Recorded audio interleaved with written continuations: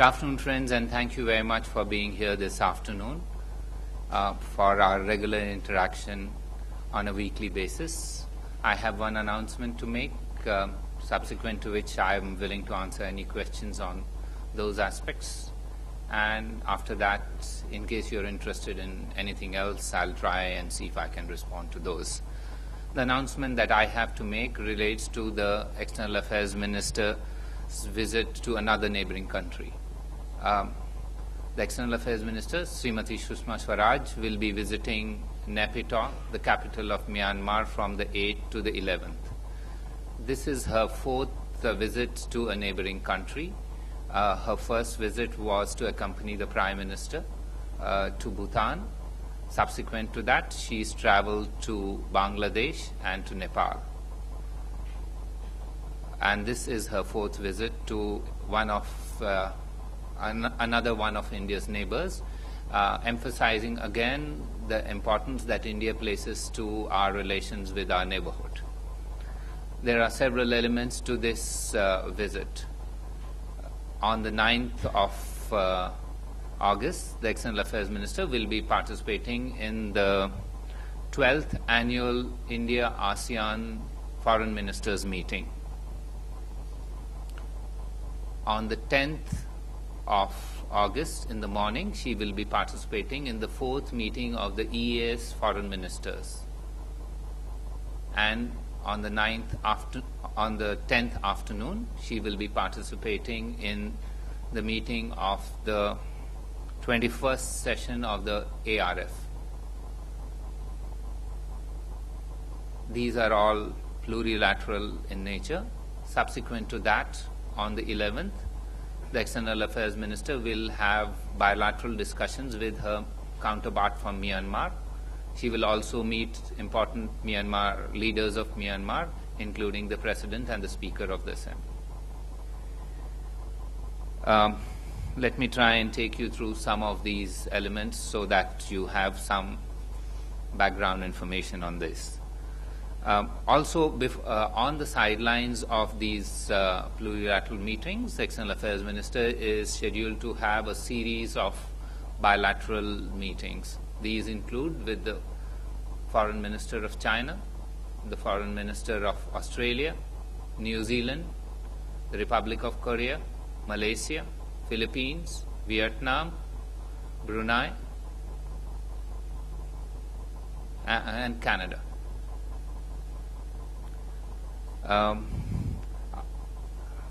Now let me take you to the ASEAN. Now, India and ASEAN have a very robust relationship. We have 26 dialogue mechanisms covering 7 areas of cooperation.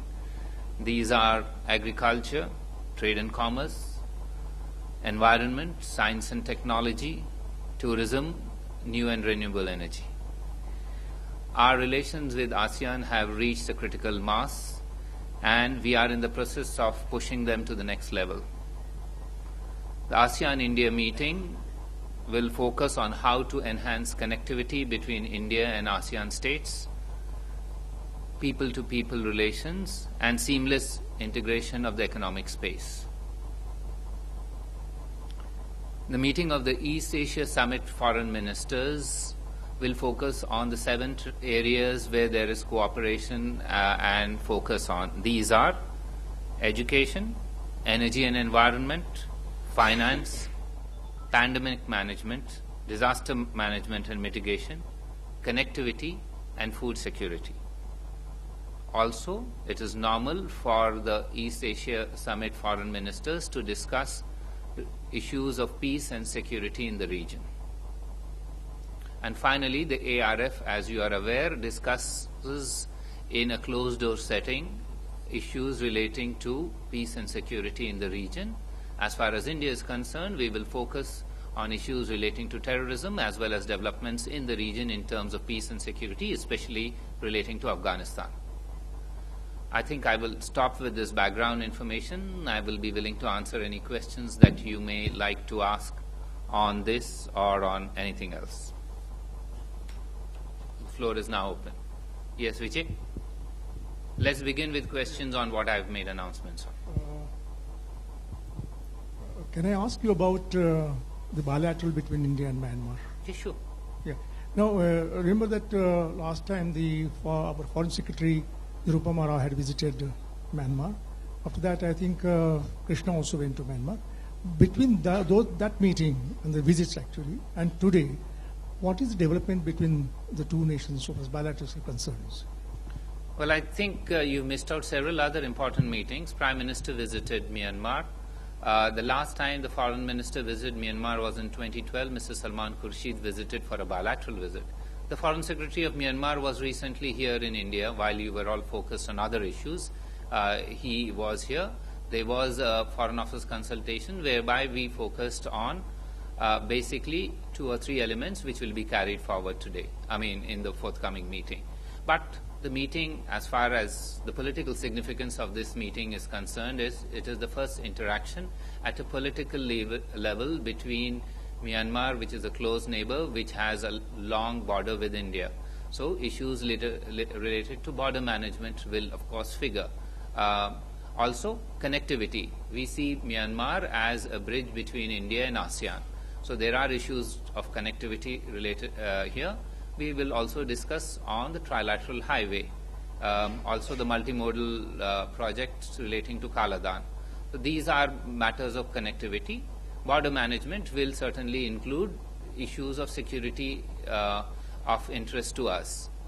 In addition, Myanmar and India have a bilateral trade of approximately $2 billion. This is in favor of Myanmar. Myanmar is the largest supplier of pulses to India. All of us have dals in our houses. Myanmar is a major supplier of those dals. Of course, this is also a getting to know each other meeting, because the new government of India is very keen to move our relationship with Myanmar into a more intensive phase of interaction, as has been done with other neighboring countries. So that's broadly the areas of discussion. Yes, Mr. Venkat Narayan. Let's finish on Myanmar and then we go to something else. Yes. Myanmar is interested in joining SAARC.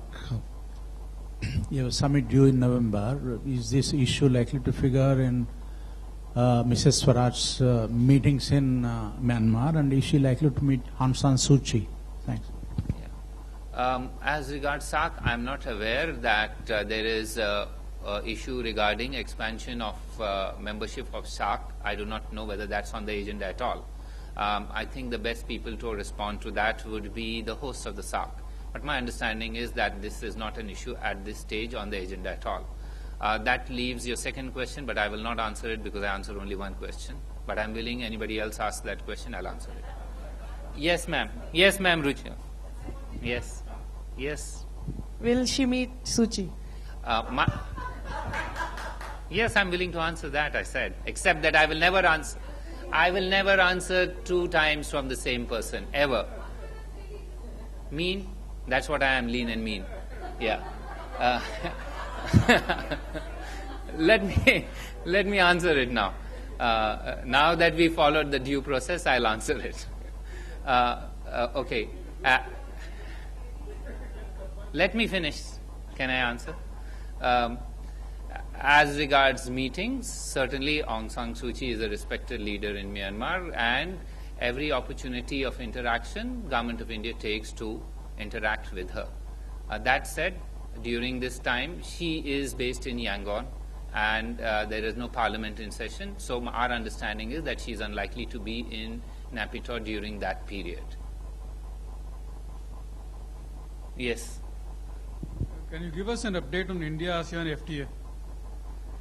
My understanding is that all the ASEAN process has to be completed, and they have signaled their intention to sign this at the earliest available opportunity. As you are aware, these are FTAs are handled by the Ministry of Commerce in India as well as in those countries.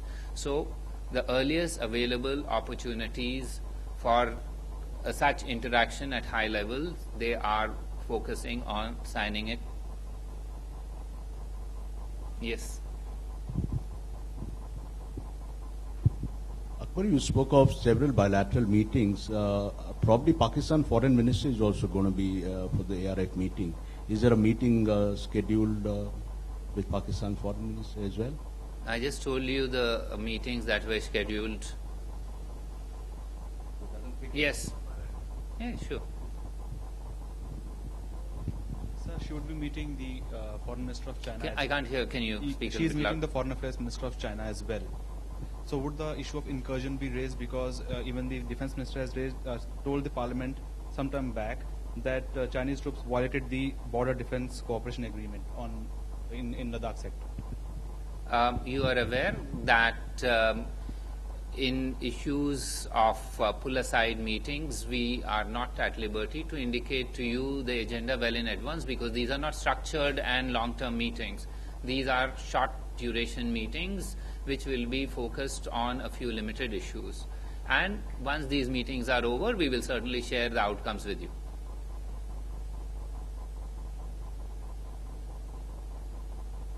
Anyone else on these parts? Yeah. Yes. Suhasini?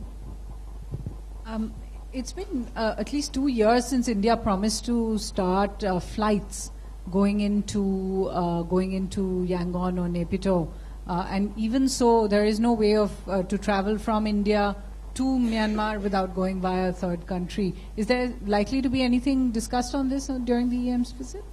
First of all, India is beyond Delhi. There are flights between Calcutta and Yangon.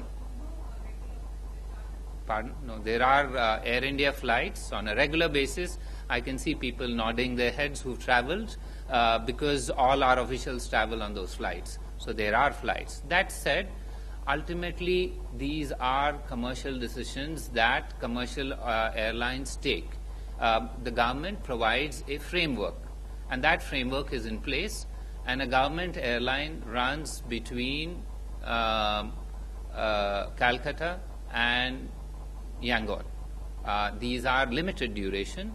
There are also on certain off seasons where they do not function, but that is normal scheduling for airlines. For example, I understand that they do not function during certain parts of the year when there are not many pilgrims to Bodh Gaya. But that's again related to the tourist season rather than any other requirement. So governments can only provide enabling arrangements. All of you represent the private sector. You know how decisions are taken there.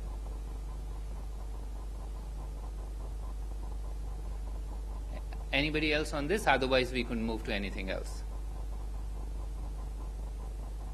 Yes, on anything else. Yeah, Charu? Sir, there have been numerous reports of the spread of the Ebola virus in West Africa, Nigeria, Sierra Leone, Liberia, etc. Are we going to be issuing any advisories to people who might be wanting to visit there to be more careful, and what is the process there? Because I think in a couple of these countries we only have honorary consuls also. So what is the process of that? Yeah, let me try and take you through each of these countries so you know the number of people traveling and the number of Indians there and what we are doing. Essentially, health issues are handled by the Ministry of Health in India, and my understanding is that they are coordinating a response on this within India.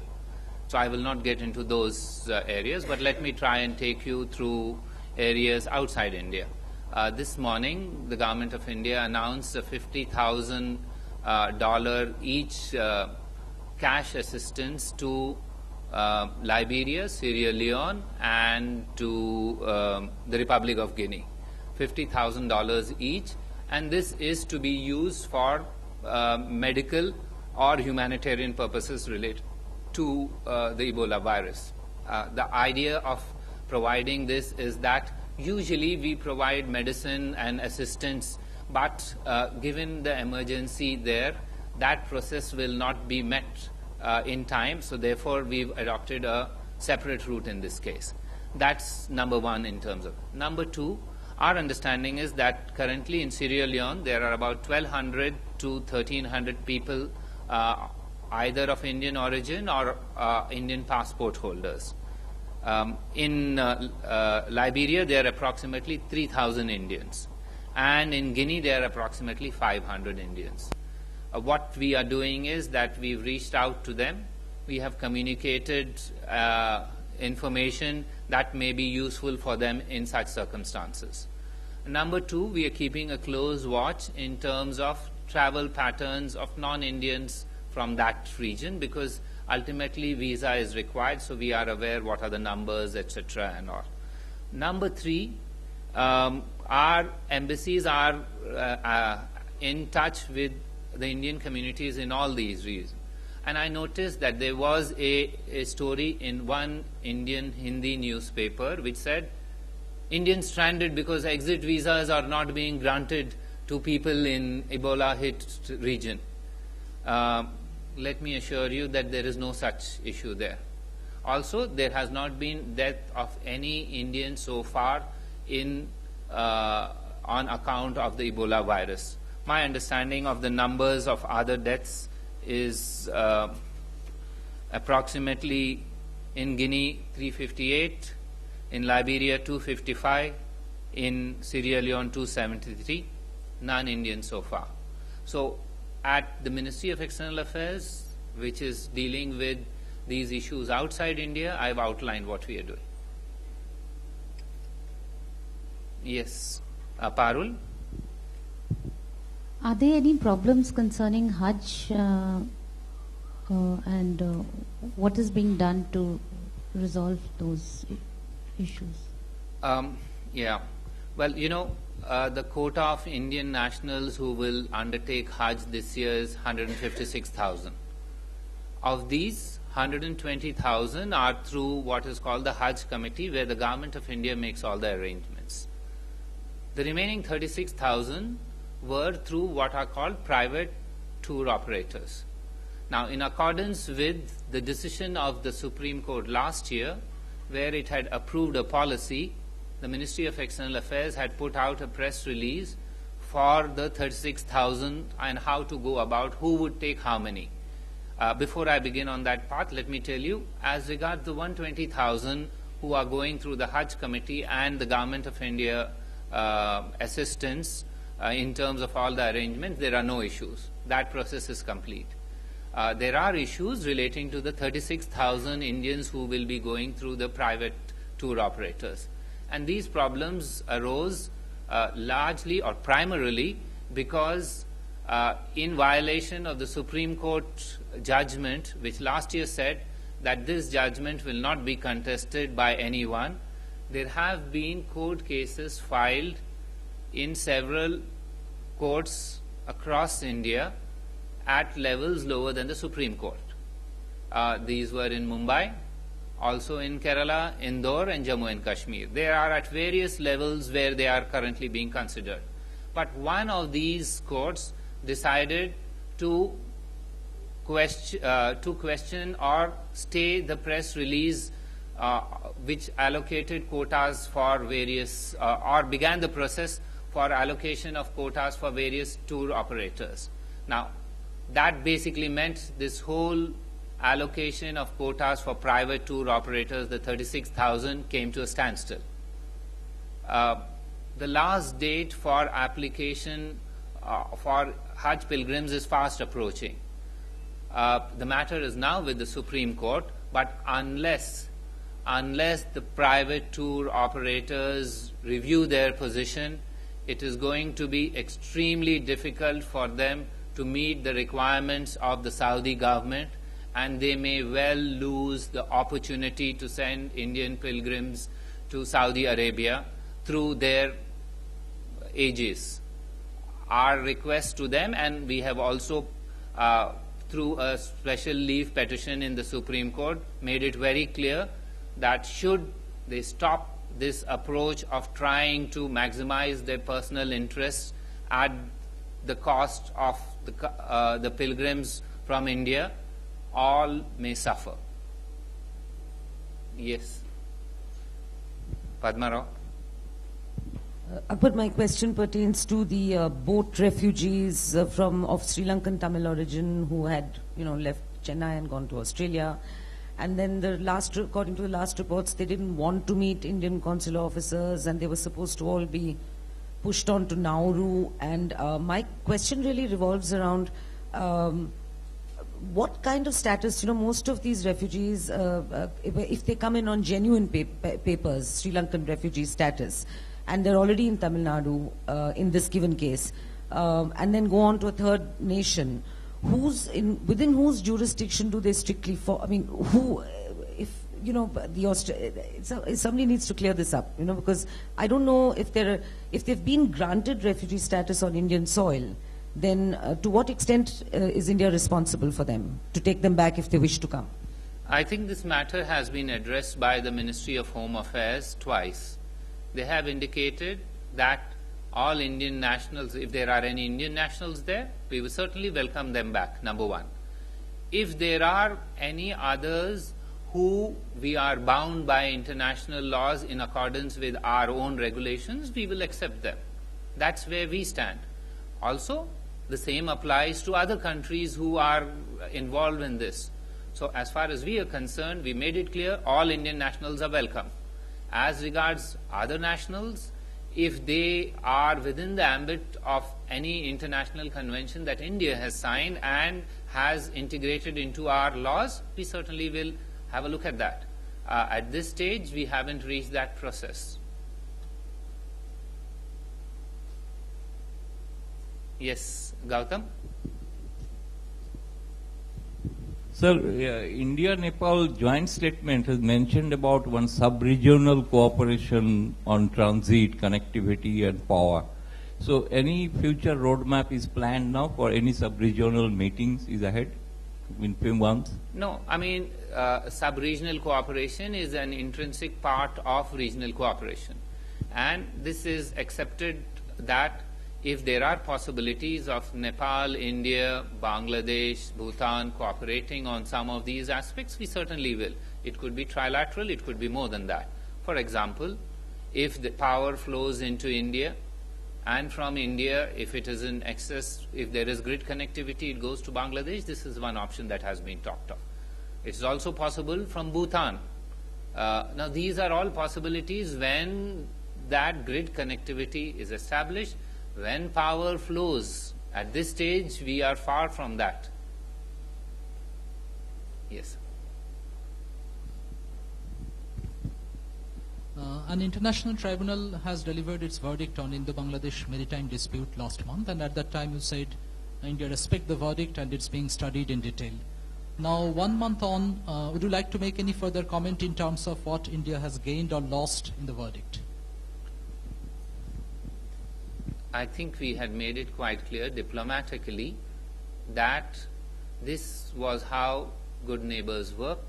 We had both gone to the tribunal, both have abided by the outcome of that tribunal, and now we seek to cooperate in avenues that are open for cooperation in that, on the basis of that verdict.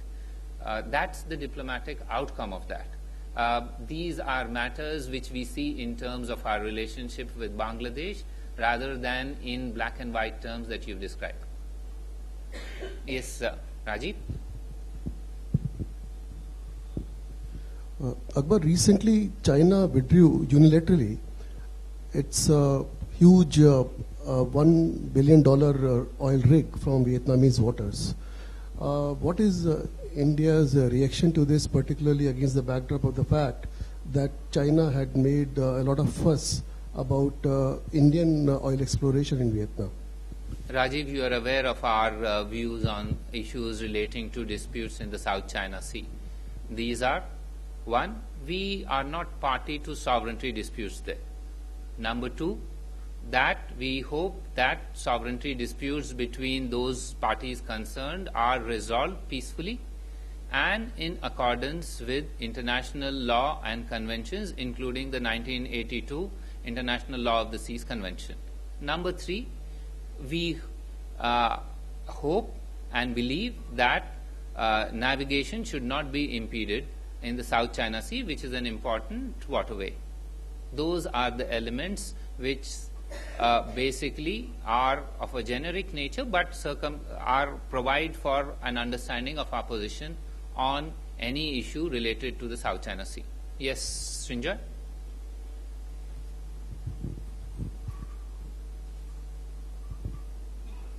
So, Sri Lankan national, during interrogation, has given exhaustive details about his being used by the ISI for spreading terror activities in India.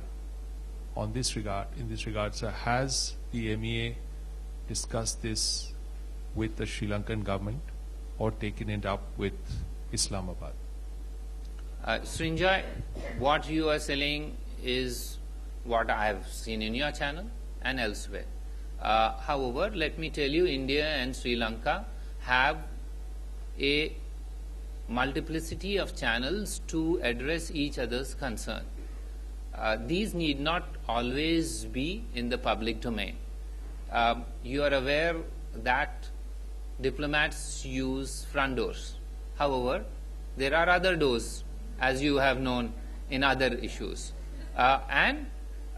Should there have been issues of a sensitive nature that impinge on our security, let me assure you that the appropriate channels will be used to address them.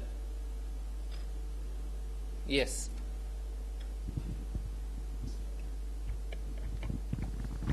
Sir, एक खबर आई कि BSF का एक जवान चेनाब नदी में बहकर पाकिस्तान चला गया सर। तो क्या आपकी तरफ से कुछ इस तरह की बात? मुझे इसके बारे में नहीं पता। अगर ऐसा कुछ हुआ तो एक मैकेनिज्म है between the border guards on our side and their side, and I am certainly they will work it out. I have always said that issues which happen on the border are handled by those who are responsible for border management, and certainly we are not those. Yes, Nilova? What is the status of the 41 Indians held hostage or captive in Mosul? Is there any update on what their status is? You know, Nilova, in situations of conflict, there's always a tussle between hope and fear. There's always a tussle between those who are interested in finding corroboration and confirmation and those who are interested in speculation. Finally, there is always a tussle between those who are interested in persisting with the issue and those who want to conclude this. Now, what we see in some reports is this tussle playing out. We in the government of India have made the choice. We are on the side of hope. We are on the side of confirmation. We are on the side of persisting until all information is available about every Indian national in captivity. Of course, there are others who've made the other choice. And we do not want to go down that track because we feel that the sources of information available to us far exceeds what is being put out in the public domain as speculative or conclusive or information. So, as the Minister of External Affairs has said, that we have confirmation of those Indian nationals being unharmed, of those Indian nationals remaining in captivity, and we have through our sources corroborative evidence of that.